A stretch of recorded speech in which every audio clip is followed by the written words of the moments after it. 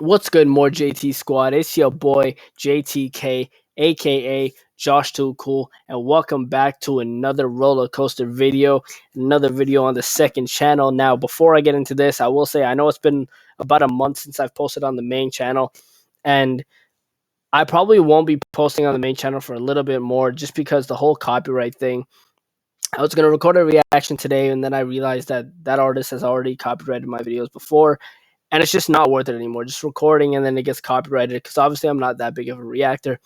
So for now, you guys are gonna get a lot of content on the second channel. But unless some of my friends that are rappers in the music industry hit me up, which they usually do for a reaction. But today we're gonna be going over the Leviathan at Canada's Wonderland. It's a B&M Giga coaster. I believe there's not a lot of B&M Giga coasters around the world, but this was the first one ever built. And it is some facts you should know about this: that it's 306 feet tall, it has an 80-degree drop, and over 5,000 feet of tracking. Now, I rode this for the first time, as sad as that is, I know, but you guys remember the last video I was telling y'all about my sister not wanting to go on these. But I finally got to go on it, and for a coaster that has 5,000 feet of tracking, and a lot of these points that I'm going to bring up, some other enthusiasts have said already, like the Coaster Studios has said this already. For 5,000 feet of tracking, it's a fairly short ride, and that's the only thing that kind of caught me off guard. I thought it was going to be a longer ride.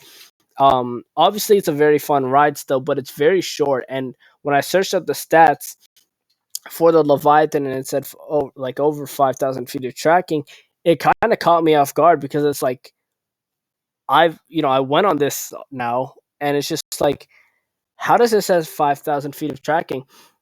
Now, obviously, the whole thing is that Leviathan is better than Millennium Force, but Fury 325 is better. And I have yet to ride Fury 325 at Carowinds in Charlotte, North Carolina, and that is definitely a bucket list coaster that I have to ride. But Leviathan is still a very good ride, and the takeaway that I have is that it has an amazing first drop. An amazing first drop. Obviously, you're going to get a lot of airtime, especially that second airtime hill that you guys just saw. You're going to get a lot of airtime on those.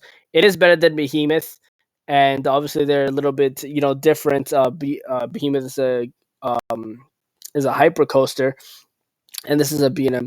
This is a Giga coaster. Of course, they're different. That you're gonna get more airtime on these. However, it is still it is still better, and I would say it's better than Yukon Striker, but that might be a biased opinion because me, along with other enthusiasts, aren't really dive coaster people. We crave the airtime more on the hyper coasters and the Giga coasters and all that stuff. Now, another critique I have for the Leviathan, and this is something that has been said before, is that it kind of loses its momentum towards the end. And it's kind of weird because it's going so fast, and you'd expect it to just be intense throughout the entire ride.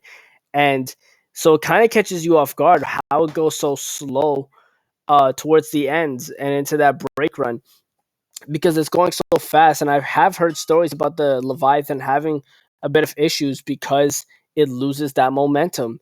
And like I said, it's weird. It's weird that it loses all that momentum and into that break run. So other than that, it is really good, but it is very weird that how it loses so much momentum and that last that last turn is where it starts to lose its momentum and it starts to go a little slower. Now, obviously, when I'm riding it, I'm in the moment. I'm riding it for the first time, but it's after the coaster. It's when the coaster finished. I realized I was like, we were going a lot slower towards the end compared to like when we dropped and we're going throughout the coaster, and so that's the critique that I have for the Leviathan. Fury 325 at Carowinds looks a lot better. It looks like the full package, and I can't wait to go on that. Leviathan kind of paved the way for the Giga coasters, and I know a lot of people say that as a joke, but it is true. It's the first Giga coaster that was built at 306 feet tall. I believe Fury 325 is taller than the Leviathan, if I'm not mistaken. I don't have the exact number for Fury.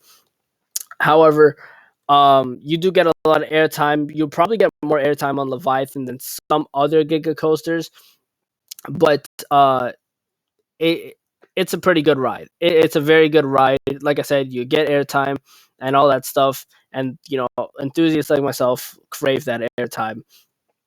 But let's give Leviathan a final rating. What would I rate this Giga coaster? What would I rate Leviathan? I personally would give this a 9 out of 10, and that is a really good score. And a lot of people that really, really favor Canada's Wonderland, and it's my home park as well.